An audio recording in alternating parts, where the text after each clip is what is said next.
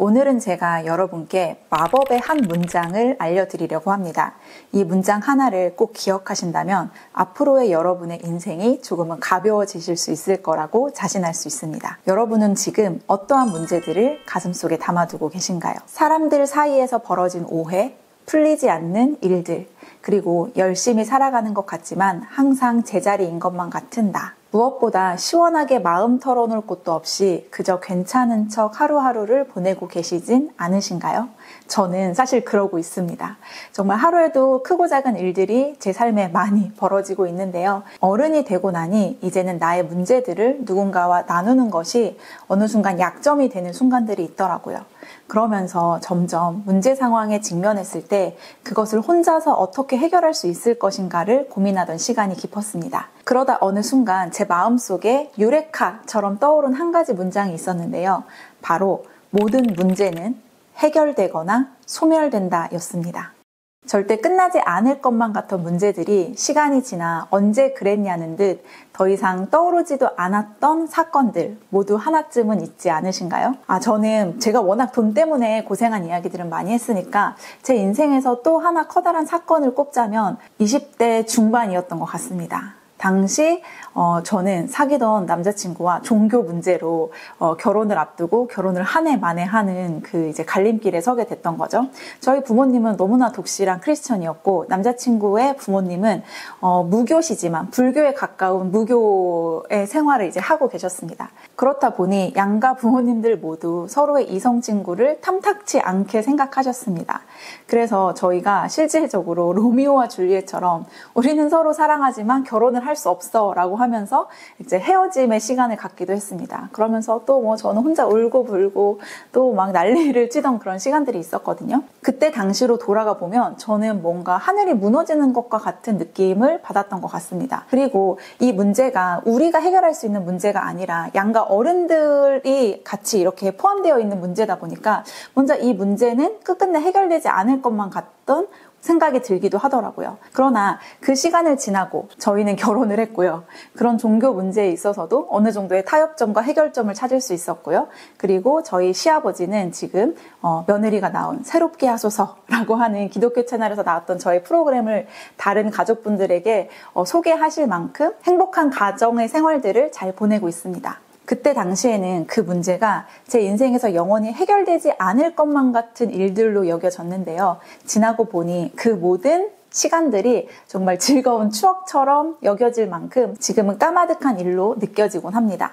아마 여러분들도 이런 경험 한 가지씩은 다 있을 것 같아요. 하지만 지나온 시간에는 우리가 유연해질 수 있지만 또 다시 내 인생에 그런 문제가 찾아오게 된다면 우리는 그 문제를 태산처럼 마주하게 되고 또 어떻게 이 난관을 헤쳐가야 할지 큰 고민에 빠지기도 하죠. 그래서 오늘은 제가 여전히 인생의 문제에 부딪혔을 때 그 문제를 해결하는 방식에 대해 두 가지로 여러분들과 이야기를 나누고 싶습니다. 여러분 기억나시죠? 모든 문제는 해결되거나 소멸된다. 네, 이 마법의 문장을 제 가슴속에 새긴 후로 저는 인생에서 문제를 직면했을 때 처음 이런 생각을 합니다. 뭐냐면 그 문제에 대한 저의 관점을 바꾸는 것입니다. 내가 그 문제 상황을 바꿀 수 없다면 그 문제를 바라보는 나의 시선을 바꾸는 것이 훨씬 더 사건을 해결하는 빠른 실마리가 될 수 있다는 것을 저는 깨닫게 되었습니다.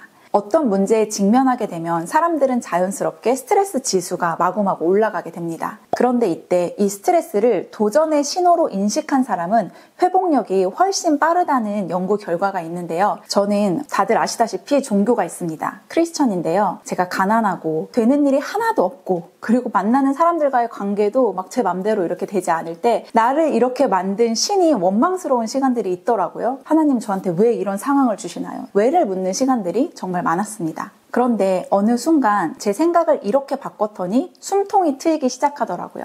나를 만든 신이 이 상황을 이렇게 세팅한 데는 다 그만한 이유가 있을 거다. 이렇게 생각의 관점을 바꾸었더니 제가 그 문제를 당한 것이 아니라 그 문제를 해결해야 할 것으로 입장이 바뀌게 되더라고요. 어차피 쏟아진 물을 다시 주워 담기란 불가능합니다. 그럼 그때부터 우리가 고민해야 할 것은 물이 아닌 다른 것들을 어떻게 또 추가적으로 담을 수 를 고민하는 겁니다. 또 한 가지는 실제 제가 문제를 다루는 방식인데요.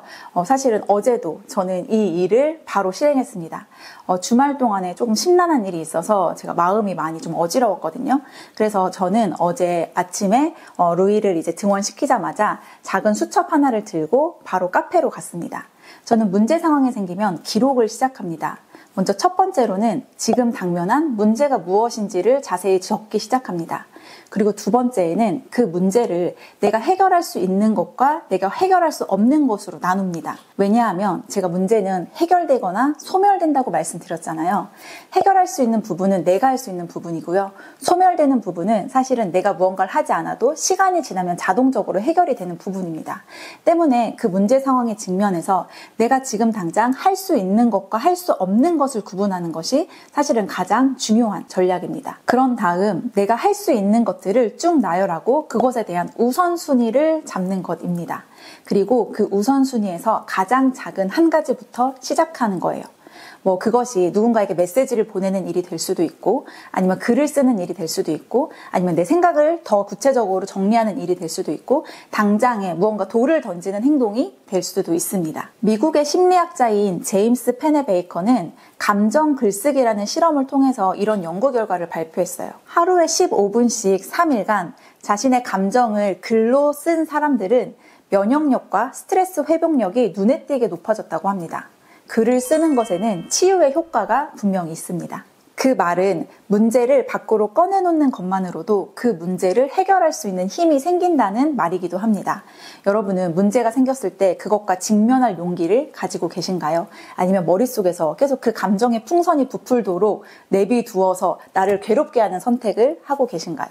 저는 그래서 무언가 문제를 직면했을 때는 내 머릿속 감정의 풍선이 커지는 시간을 주지 않고 바로바로 그 문제 상황에 직면해서 그것을 시각화하고 내가 당장 무엇을 해결해야 이 문제로부터 나와 거리두기를 할 수 있는지를 계산해 보곤 합니다. 생각만 하고 멈춰 있으면 항상 그 문제는 나를 지배하게 됩니다. 그러나 작게라도 움직이기 시작한다면 그 문제는 점점 작아지게 됩니다. 혹시 제가 사용하고 있는 기록 툴이 궁금하신 분들은 플리크 홈페이지를 통해서 이 실현 노트를 확인해 보실 수 있습니다. 마침 최근에 한정판 벚꽃 에디션이 나왔습니다. 저처럼 문제 상황에 직면하고 그 문제를 이겨낼 힘을 키우고 싶으신 분들은 이 실현 노트를 함께 써보시면 좋을 것 같습니다. 여러분 꼭 기억하세요. 모든 문제는 해결되거나 소멸됩니다. 그러니 문제 앞에서 쓰러지거나 지지 않는 우리 돈블리 여러분들이 되기를 적극 응원합니다. 안녕!